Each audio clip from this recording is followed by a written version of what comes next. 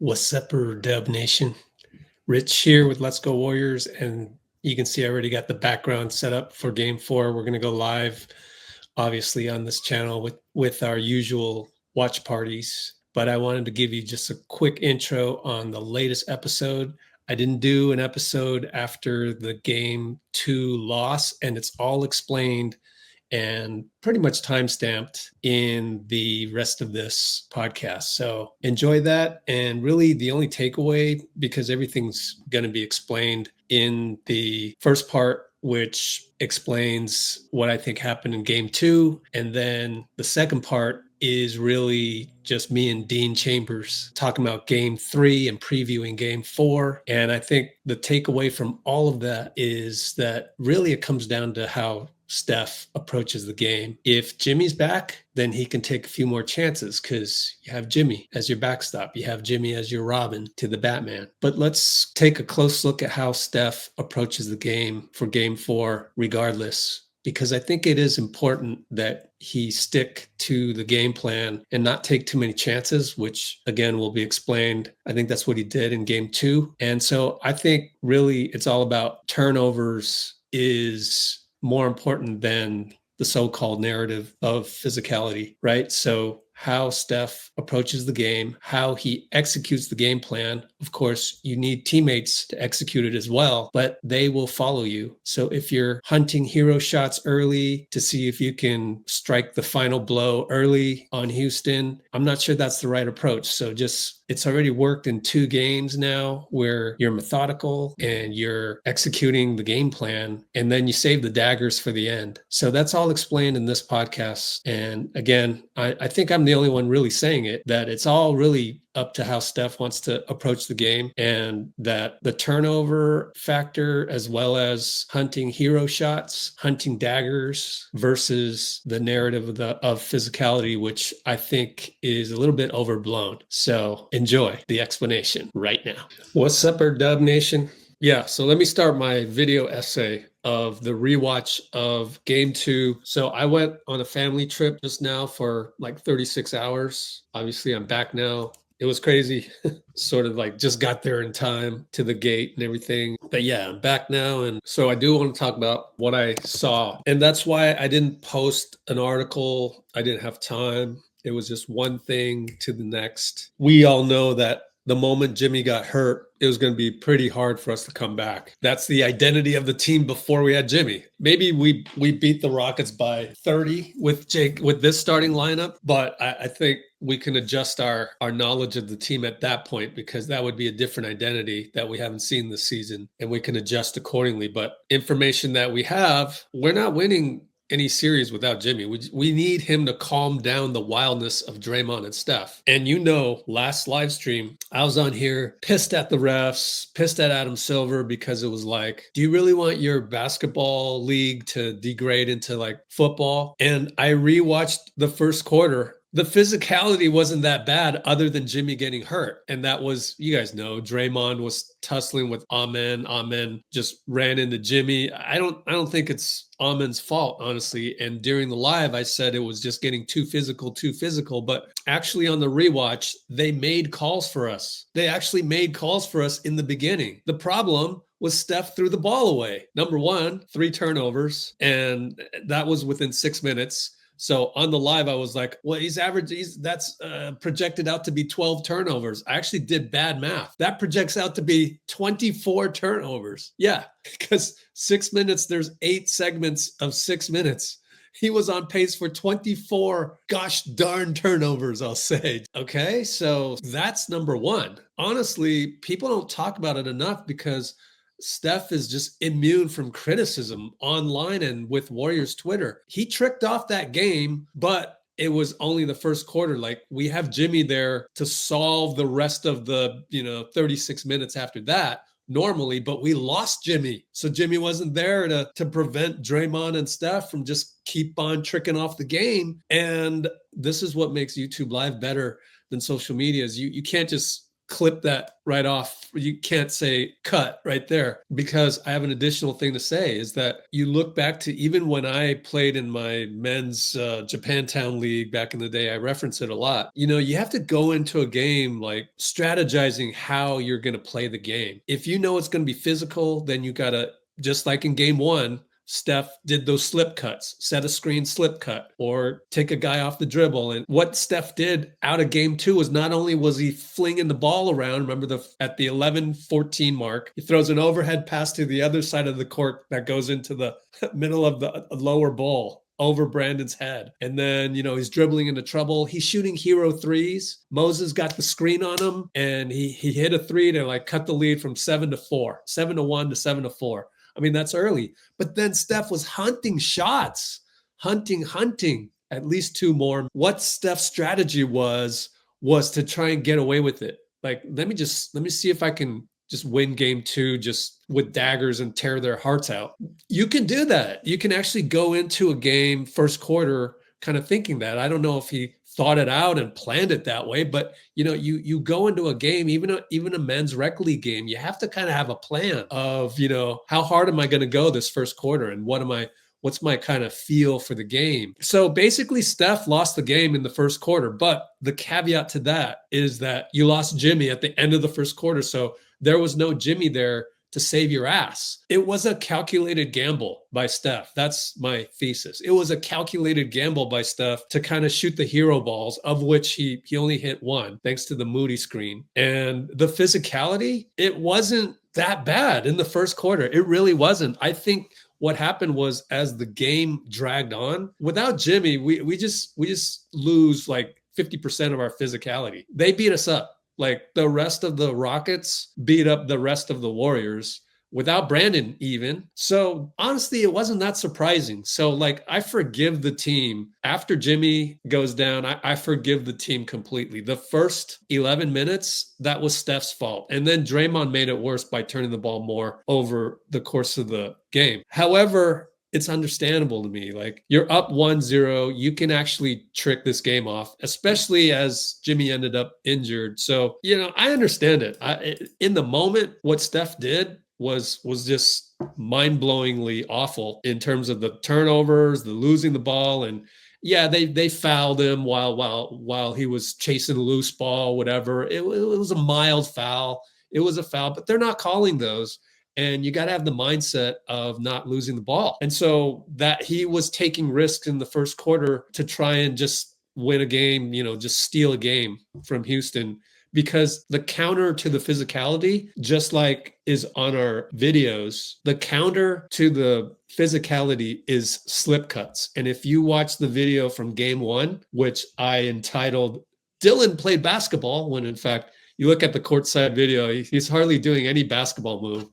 Game two, he hit a couple shots, remember? So game two, he played basketball, but game one, he didn't even, any shot that he took was a brick, and he was just playing football, wrestling out there. So I kind of named it Dillon Played Basketball as a joke. So that game, Steph played well because he would set the screen and then slip cut, or he would turn the corner and get into the lane and dish out and get the ball moving. First quarter, game two, Steph did not do that. So he tried to trick off the game. It failed. Jimmy got hurt. That became the narrative. So tonight, game three, what you got to look for, I'm probably the only one saying this on the internet. Number one, what is Steph's approach? If he's going to shoot hero ball threes and maybe be loose with the ball, I'll be shocked. There's no way he's going to do that. No way. So he's going to adjust to that. He knows it's a must win. He knows Jimmy's out. Jimmy is not here tonight to save your ass. So he knows that. So I expect Steph to play a clean game. All right. So that's the thesis. And I'll put that in the beginning of the podcast. I didn't do a podcast because honestly, I want to say it was negative energy. And so speaking of which, this right here was why I didn't do the podcast after game two, which it sounds bad because it's like, oh, they lost, so you're not going to do a podcast. No, it was really, I was trying to feel it out because I'm under the mantra of I'm going to do these things if I'm really excited about doing it. Like, you need to be in a creative mindset, and to be in a creative mindset, you have to be in a high vibrational mindset. So that it just got delayed. And I wasn't quite sure, like, should I really go on the website and write an article that says Adam Silver's a bad commissioner.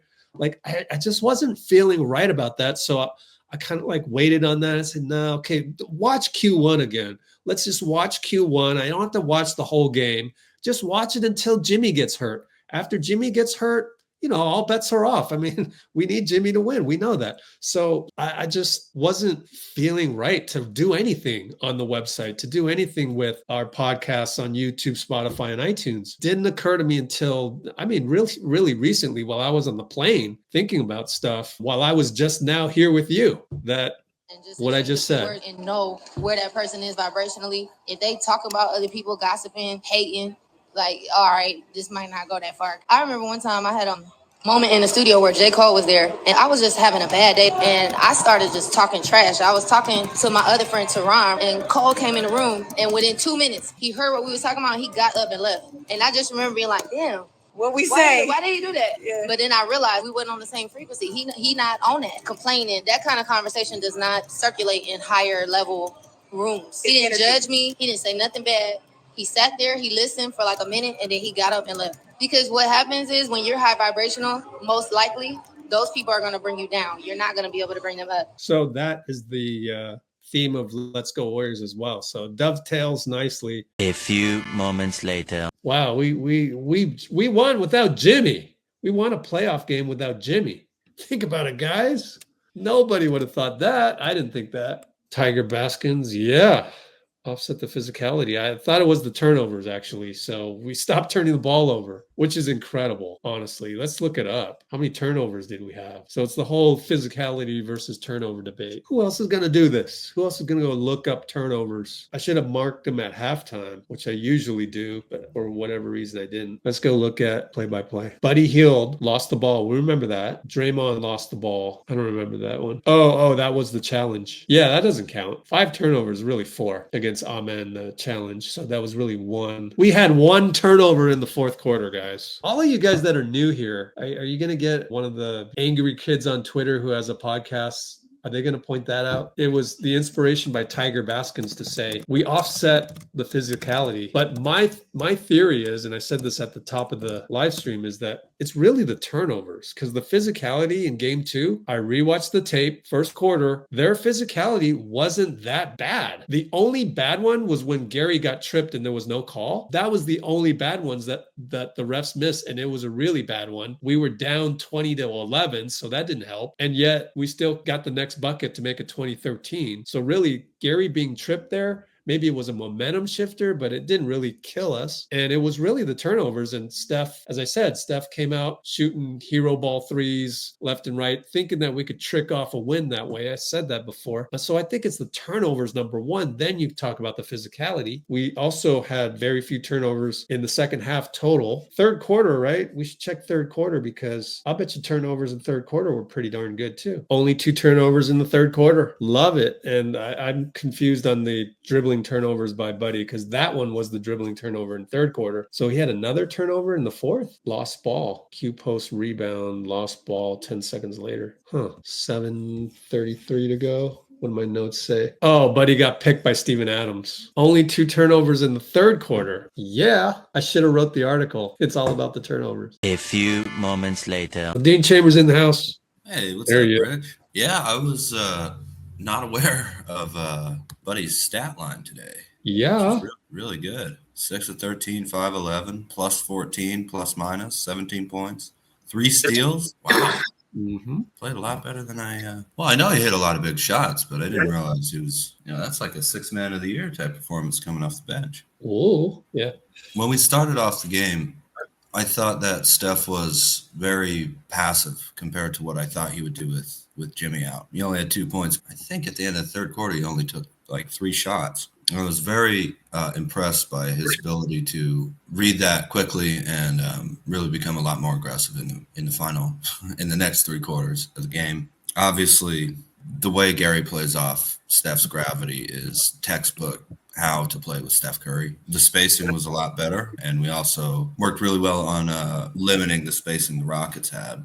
Fred VanVleet was their leading scorer with 17 points, and he shot 5 of 14 from the field. I guess they had 5 guys in double digits. Well, Şengün 7, 18, 11 boards, but we had 26 assists on 39 shots. They had 19 on 34. So I think we kind of won the assisted buckets battle, which is going to be very important, I think, because without Butler out there, we're going to need a lot of assisted shots outside of Steph's one-on-one playmaking. Steph had 2 blocks today.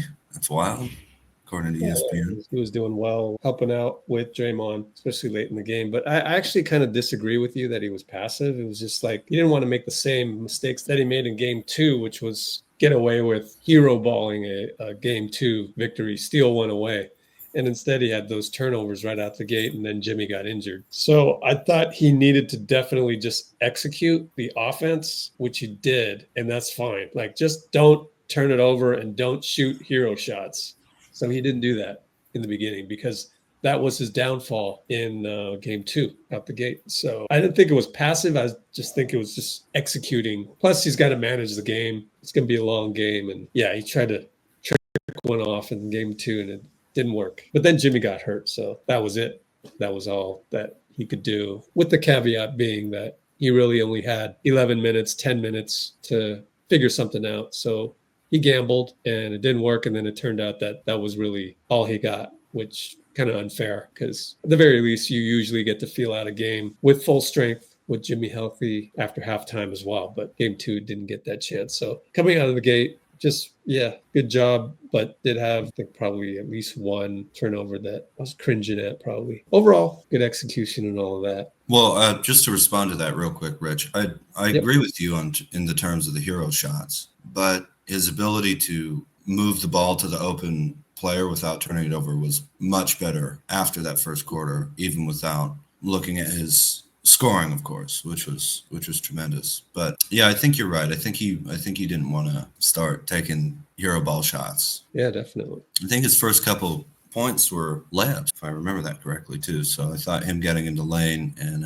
that scoop layup that he hit was awesome. Yeah. Just everybody disappeared around him, and the littlest guy in the court, or one of the littlest guys on the court, flicked it up and in over 2 huge rockets. All right, Alejandro wants you to give your thoughts on Kuminga. Not a great game. Also didn't see too much that he did that was really harmful, except he did have a bad missed defensive assignment on a rocket going to the rim. I can't remember what play it was, though.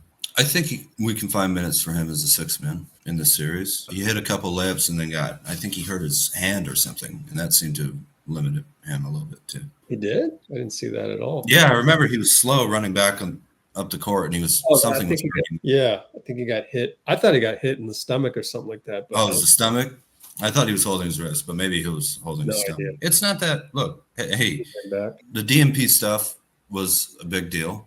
Just like if he had 35 points, 36 points today or whatever. As long as he's out there playing hard, taking the ball to the hoop, scoring, he's important. And this is not, we don't need to spend that much time talking about JK today. Steph said during the end of the regular season, not every game needs to be a referendum on his, career. And I thought he was fine. I hope he plays next game. I hope he plays better because he didn't have a great game, but he can be very helpful for this team. QP rebounding, yeah, he had 11 at one point. I think he finished with 12 boards, but 3 offensive. So 9 defensive, 3 offensive, a block and steal. 1 for 7 from the field, didn't hit a triple. When you're going up against Şengün and Adams and you're out there to space those guys away from the paint, even if you don't hit shots, as long as you're a threat to hit them, as long as you're getting rebounds and protecting the hoop, I think that is a tremendous job from a rookie going up against some really, really good centers on Houston. So I think shooting outside of it, I think that was a real win for him today. What'd you say about his shooting? He only hit 1 shot, but it didn't hit a 3. That was funny. It was a push shot that you don't expect him to make. But yeah, I think he got inspired by Şengün a little bit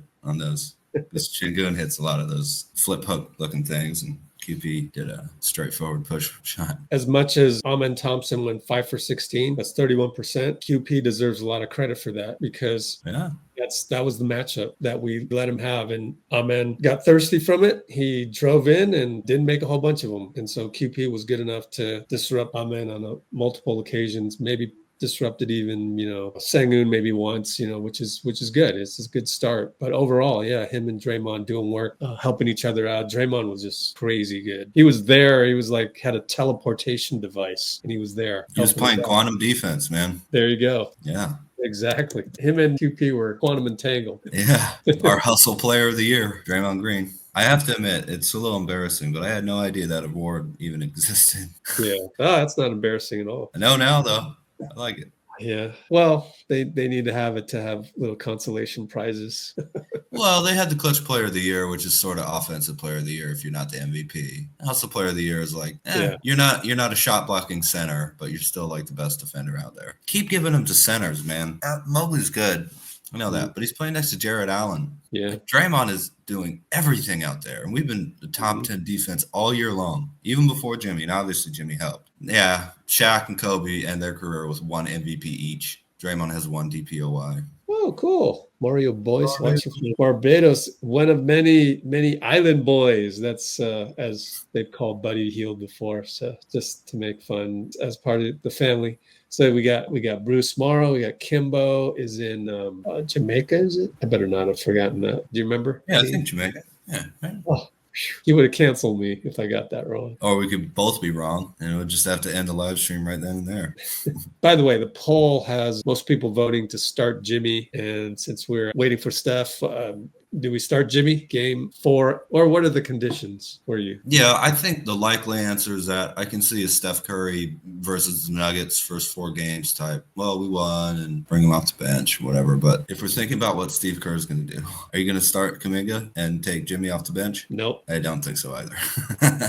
So I think that's the answer. JK would have had to score 30, I think, tonight with a convincing display that he was the difference in a win for him to continue to start. That didn't happen. And it's not a knock on JK. JK is JK. That's the theme. Everybody is everybody. Like Steve is Steve.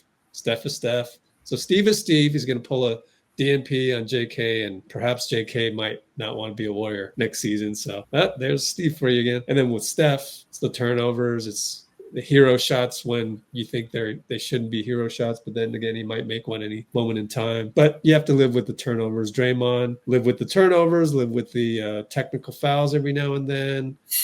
Everybody. That was actually a good defensive play that he had, running over and screaming, get a tech to stop the Rockets' fast break. It only cost 1 point. There you go. Thank you. I hadn't thought about that, so that's good. Yeah, I'm actually kicking myself that I didn't think about it at the time. I'm not sure Draymond thought about it at the time either, to be fair. Yeah. I'm sure that was his intention, but it worked. And Jimmy read that, according to Buddy. Jimmy calmed down the bench and said, this is helping us. Here's the latest and greatest. Arbel says Slater reports Jimmy worked out on the practice court pregame. Medical team held him out to give body 2 more days to heal. Yeah, so I was right. If it was an elimination game, they would have cleared him play because we lose, we're out. It wasn't that, so you had the luxury of sitting him, and we won the game, so great. To be fair, getting kind of blown out in game 2, winning road game, getting home court, and then winning a game without Butler. That's a pretty solid first 3 games from the Dubs here. Yep, and I don't know, but the way that I described how game 2 went down, with Steph kind of coming out with the dagger attempts and the throwing the ball to the 5th row and the lower ball. Yeah, Draymond too. They thought they could just steal game 2, and then Jimmy got hurt. And so, if you put it in that perspective. Well, that injury was just the needle that popped the balloon. After it was kind of a close game, even though we were making some mistakes. But again, we're the 7th seed. We have home court and we won without Butler. That's not that bad of a position to be in. But Dean, I want to complain about JK. It's all about John. That's what we're.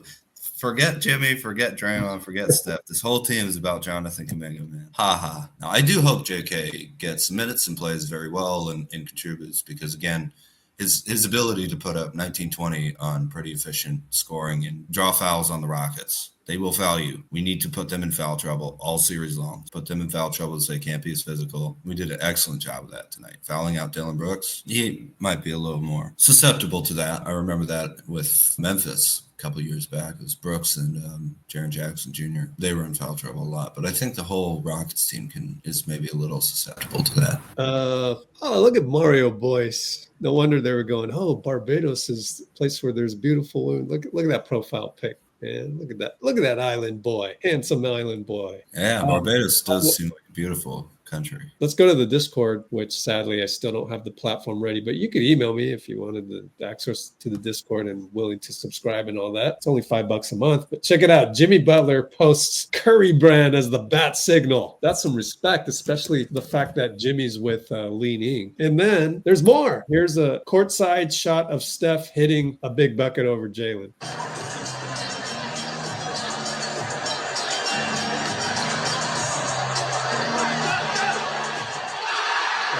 Hold it on him. Hold it on him. Dagger. Assassin dagger. I'm glad you brought that up, Rich. That shot reminded me. It was like one of the first years YouTube was around. 06, 07 maybe. I was looking at this Ray Allen compilation.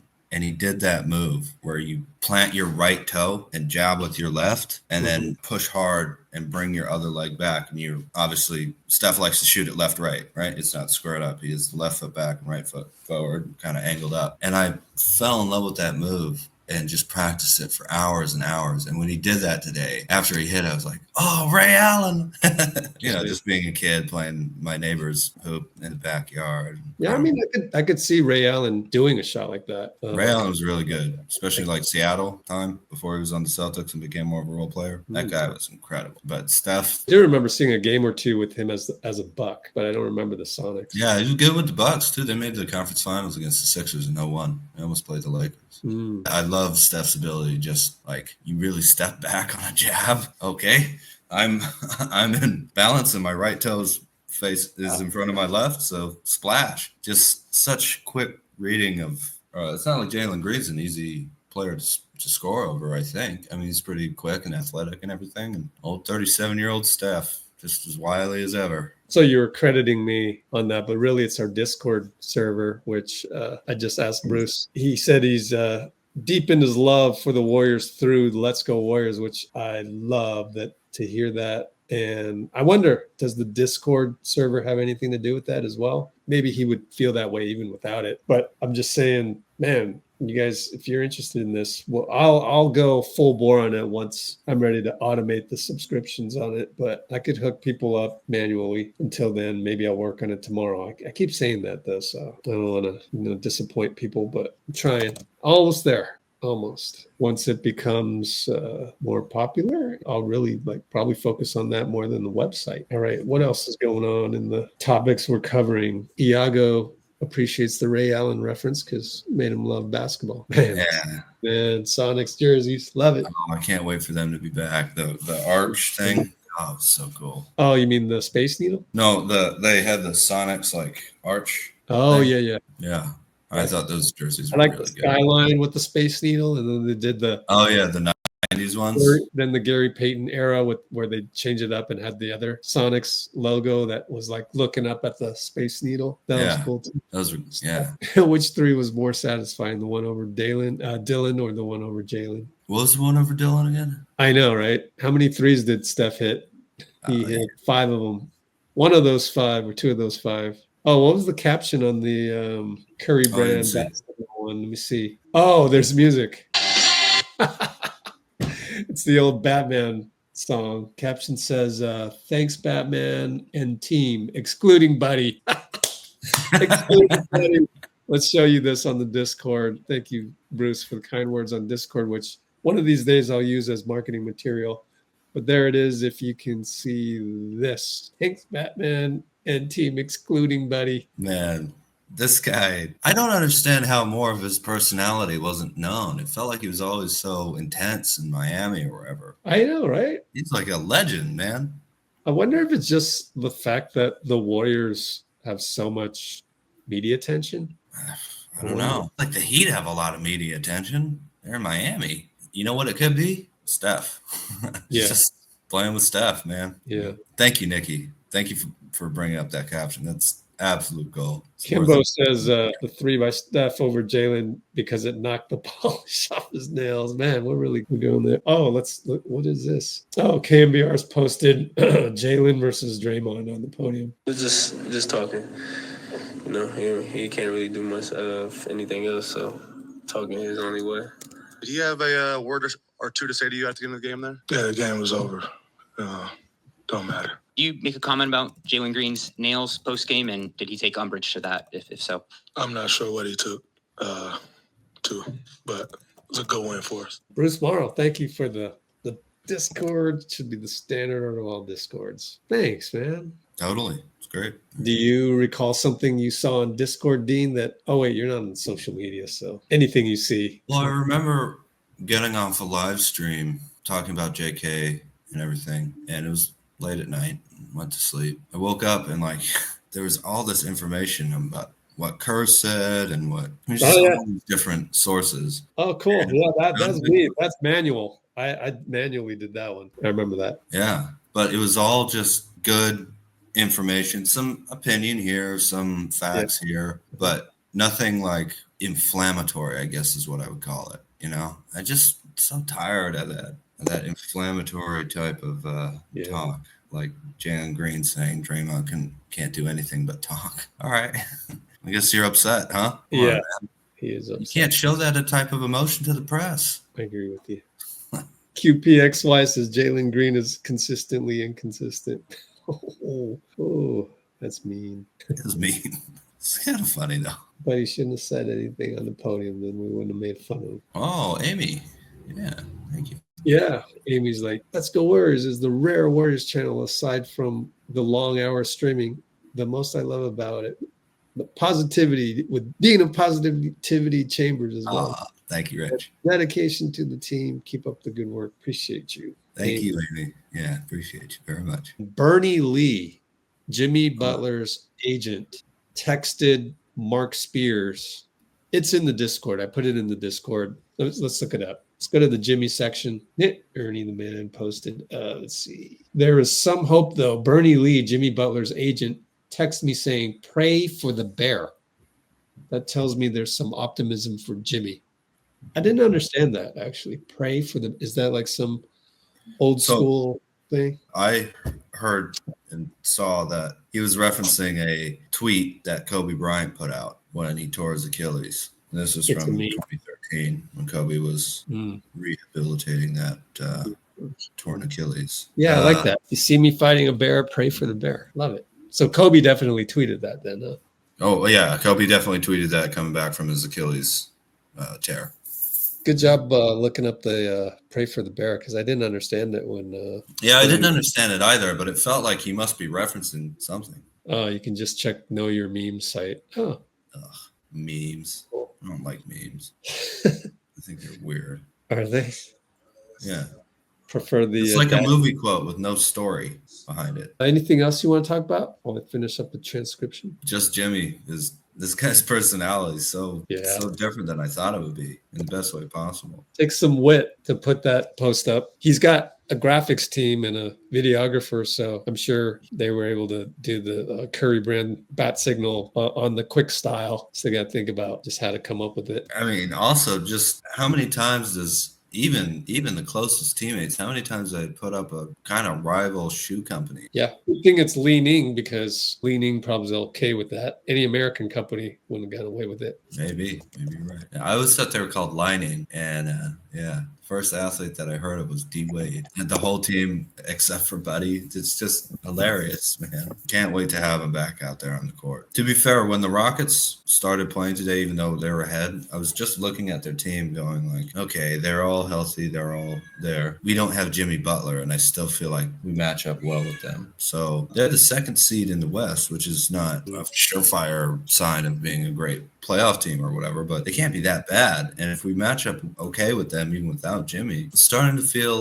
looking at the Celtics losing a game to the Magic. Obviously, the Cavs are up 3-0 and the Thunder are swept, but the Lakers down 1-2 against the Timberwolves, the Nuggets and the Clippers in a seemingly overtime or game winners every single game. Just feels like there might be a little pathway through the West, maybe, if we can win 2 more games. And Steph mentioning 14 more wins. Sorry, I don't think I was hearing that stuff from him in 2023. Definitely wasn't in 24. So feels like he's believing. Speaking of looking back at Steph stuff, I mentioned this on the live stream before you came on. It was during the top of the live stream my intro thesis as to how Steph approached game 2, which was a lost gamble. What do you think about 2022? I mean, I went and looked at the game log of the playoffs. Steph seems to be more susceptible now than he was back then to these 5-6 turnover games like he had in game 2, which was too much. So I wanted to ask you about that and what you think. Somebody in the comments said, well, he had Jordan Poole back then, but then also you could say, well, he has BP now to kind of handle the ball sometimes as well. So what do you think about all that? Oh, well, Jimmy too. I think honestly, I think Klay Thompson was huge in that. Just had automatic gravity and another shooter. No, you could not leave. Another guy who knew how to play perfectly off ball with Steph. Yep. We don't have any shooter who's comparable to Klay Thompson on this team, even close to him. Great as all these players are. And Jordan Poole was a better shooter than probably most of the other guys we have too. And also Steph's a little older, but he's probably playing a little bit more on ball too. And the more he plays on ball, the more assists he's going to be able to create. You know, obviously we love Steph's off ball gravity, but when he's dribbling the ball, that gets double, triple teamed more than anything else I've seen in basketball, at least for years and years now. That's been true. And so gravity wise, I do think Steph's fundamentals are some of those hook passes, man, can be iffy. The amount of gravity he creates when he's dribbling the ball, I think it's worth it, really. Because it creates spacing for all the other players. Yeah. Anything else in the comments right now? Melly Mill said, boom, Draymond voice. QP no dips like Klay every now and then. He has that. He's still got to get the reps. We've had some pretty good playoffs too, I think, so far. Yeah, let's take a look. Since we're about to hit 5 hours. Yes, sir. Okay, let's go to the standings and go to the scores. You want to talk about each of these if you've seen any of it? Well, before that, one more thing, Warriors. What do you think about going into game 4? I think we have to think that Jimmy's going to play. So yeah, everything looks good, which kind of worries me a little bit. Oh, we're at home. Jimmy's back. You know, we just beat him. And I know. I totally. Uh-oh. We'll find a way to trick it off. No, I'm not saying that. I just think we'll find a way to make it way closer than it should be. And it'll be an exhausting, very tight game. We didn't expect them to fight back. Don't they know it's over? No. No, that's not the way basketball works. And yet. Exactly. Like clockwork, did not Bruce say in the comments, we have to take them seriously. We have to. It's like, we need to put Bruce, implant him in the locker room. No, Alvin, like the chipmunk, man, you know, their dad or whatever, right? And he keeps like asking Alvin a question. Alvin's just like, yeah. Like, are you guys ready? Yeah. You know they're not going to roll over, right? Yeah. They're like, yeah, we're taking it seriously. Ah, gotcha. Throw the ball out of bounds. Alvin! Okay. The Warriors are the Alvin and the Chipmunks. Yeah. Oh, it's just the attitude of the whole team. Attitude, which starts with one Wardell, Stephen Curry, I would say. Yeah, we love being underdogs at this point. Is it fair to say Steph Curry is the Alvin of the Chipmunks? He's a bat chipmunk. Okay. He's a bat chipmunk. He's a flying squirrel, man. You want to talk about the other NBA while I finish up one of the transcripts? Oh, did you want to put the scores up? Yeah. Yeah, man.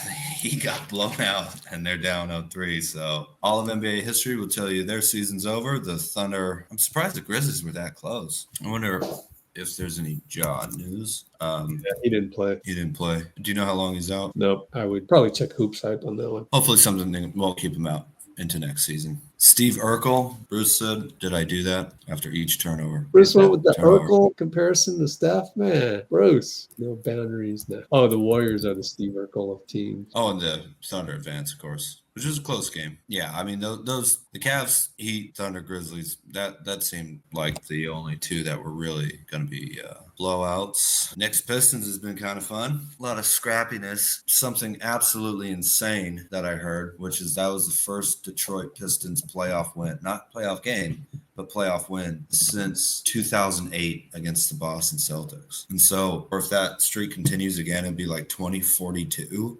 Oh, wow. That made me feel old because 08 feels like I was already kind of aware of basketball. Yeah, that's wild. because that team made like 6 conference finals in a row. And then they didn't win a playoff game for however long that was, 16 years or whatever. Luka was sick. He has a stomach problem, apparently. I wonder if it's the same thing that really? BP had, actually. Yeah. What? Same thing BP had. Didn't they have food poisoning? No, I wonder if it was the same thing. But Well, BP might have gotten food poisoning and Luka got an illness. But anyway, he was sick and apparently not looking to this. I was at work, so I wasn't able to watch that one. But yesterday, I'm surprised that the Timberwolves went up 2-1, even though they had a great LeBron game last night. It was tied 103-103, and the T-Wolves just out executed them. So that's obviously has way more weight than any other series right now for us, because if we do manage to win against Houston, and hopefully that includes not doing the Alvin thing in game 4, but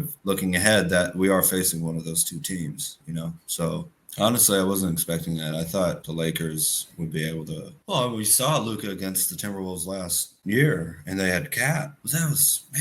That was last year, right? Mm-hmm. Wow. Quick. Yeah. Boy, quick. Oh, it feels like forever ago. Yeah. Oh, yeah. Yeah, both. You're right. Yeah, Celtics losing a game to the Magic for whatever reason. I have a Celtics friend who works in another place near work I talk to, and lots of times I'll be like, how are the Celtics? They lost to the Magic. So for whatever reason, the Magic just played the Celtics really well. I don't think they're going to win the series, though, but. Well, Tatum didn't play though, right? Was he still out with the wrist thing? I don't know. But I mean, still, the Celtics are really good even without him. So, yeah. And then Rockets Warriors has been great, but the best series so far has been this Clippers Nuggets just showdown in the West. One point it seems like, the Clippers just have the Nuggets figured out, and it's demoralizing. Yep. Kawhi, stayed him off and hit that great mid-range shot. And then we have Jokic. I don't know if that was a pass. I wouldn't be surprised if it was a pass and that he made it look like a shot. An alley-oop buzzer-beating dunk from a fadeaway 3 or a fadeaway pass from way outside. And I think the Nuggets have all the momentum in the world because they just stole home court back in L.A. The Clippers fans are worrying because they've got that this always happens to us thing, from their history. Not that affects the team, maybe, but it's – what are you doing? The bubbles went crazy. She wants to be a writer. She loves pens. Yeah. And food. Yeah. I'm going to feed you in a second. Here, $5. Drew did not play. Okay.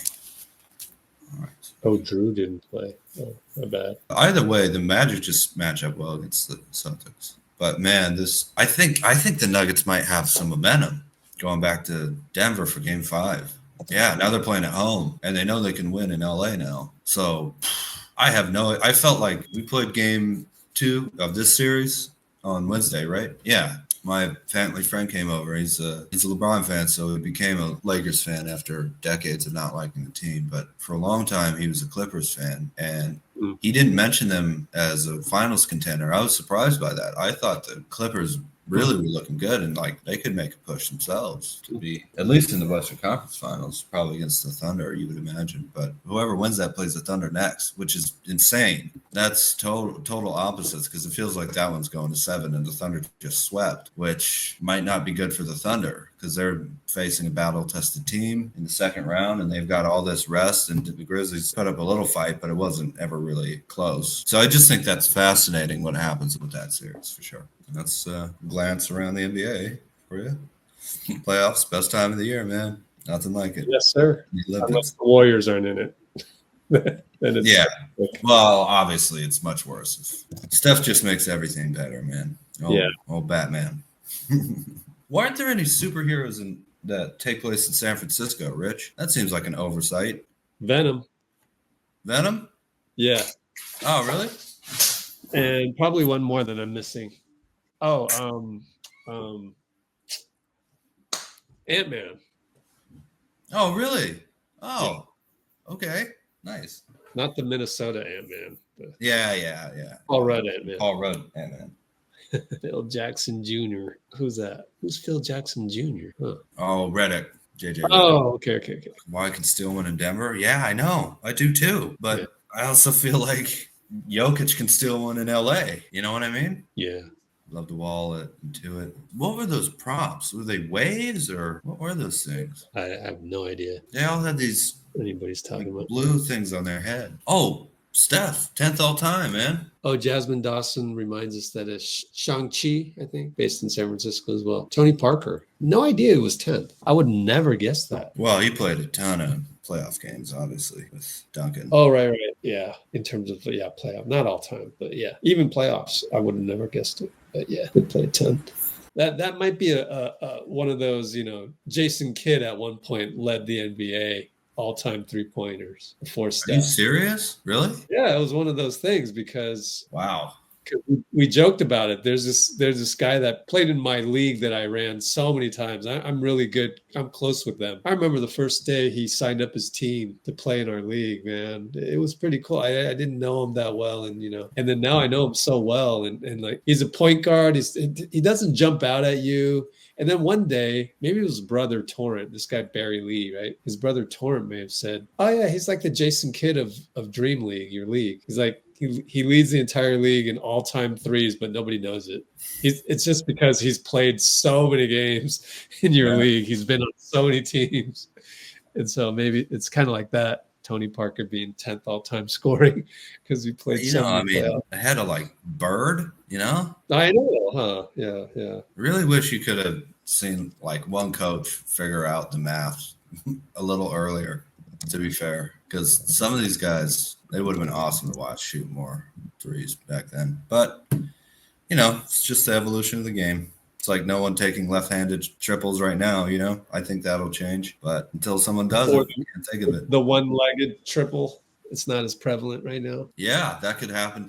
Or just jumping over the line, like really athletic players jumping from the three-point line and trying to do like a finger roll past the arc. As long as your toes behind the line when you jump, that's a triple. That could be cool. Who knows? Basketball's a restless game, man. It's always changing, always something new. All like right. Jokic, what a bizarre play style, and yet, it's great, I overheard, was it Shaq? Was it yesterday? No, it must have been today because they went TNT ESPN tonight, right? Yep. So he was ABC, arguing, right, TNT ABC. He was arguing with Charles Barkley. Something came up about he went Jokic's top 10 all-time centers or something, and I don't know, maybe somebody else knows what they were arguing about. And I was kind of like, oh, yeah. But then they were really arguing about it. Like, Barkley's like, got to have Hakeem in there and so on and so forth. So, the 90s are going to have a long list of centers and all time as well. So maybe that's a thing. But I think Jokic is one of the greatest players of all time. So probably be in there for me. Yeah, I agree. Although I will say this, it's going to be hard with one title and one extra conference finals. And that's it so far. Yeah, I hear you on that. Playoff runs. Mm-hmm. So I think one thing that I would be a little worried about if I know I like the Nuggets, but if I was like a life or like a hardcore Nuggets fan, is this guy doesn't care about the media. He doesn't care about awards for the most part. He doesn't care about anything but winning. And I think he knows, got to have more than 2 deep playoff runs in my career. Mm-hmm. So wow. Heck of a debate, huh? Yeah.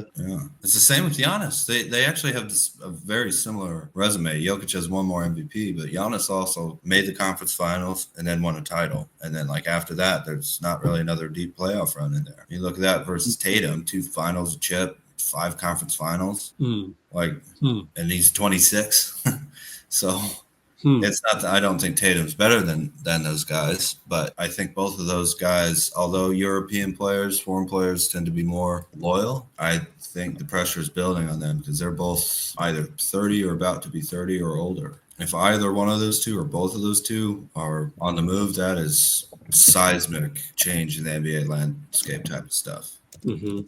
Yeah. This could be huge depending on what happens versus the Pacers and Clippers and after that. Or not. Maybe I'm wrong, but I don't know. I do love Jokic, though, and Giannis. Both of those guys. Very, very happy that I got to see them play against Steph Curry. That's awesome. Yeah. That's awesome basketball all time. You talk about resumes, and then you look at Steph's resume.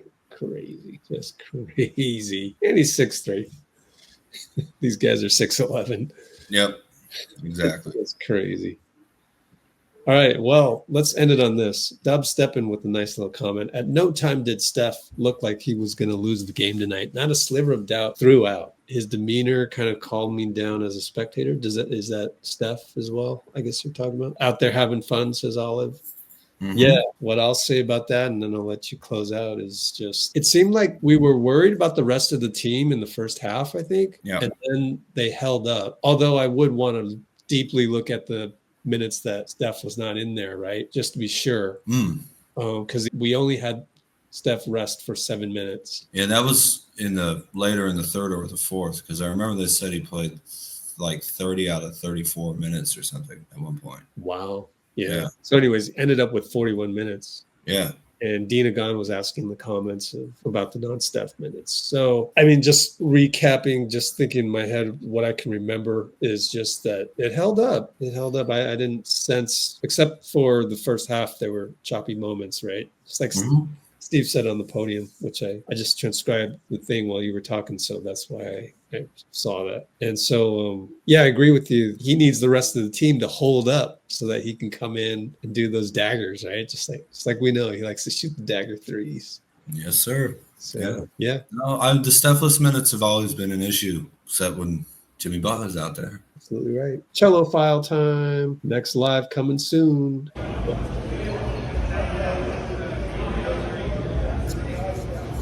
Monday. 9 o'clock.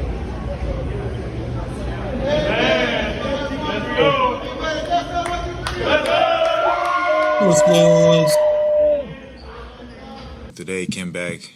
He came here today talking about how he got a new blicky. For the uninformed, what's a blicky? You don't know about no blicky, man. You had a blicky? You told me you had a blicky growing up. Yeah. You was a shooter. A strap. Yeah, that's a blicky.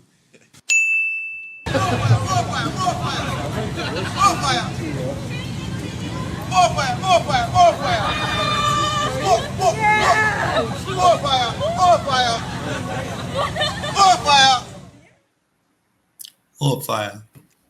Barate. Just us. Thanks, Dean. Appreciate you. And looks like the poll is clearly in favor of starting Jimmy Butler again when he comes back. 184 votes. Let's go. Hey. All right. Thanks, Dean. Bye, Bubbles. Thank you, Rich. Have a good one.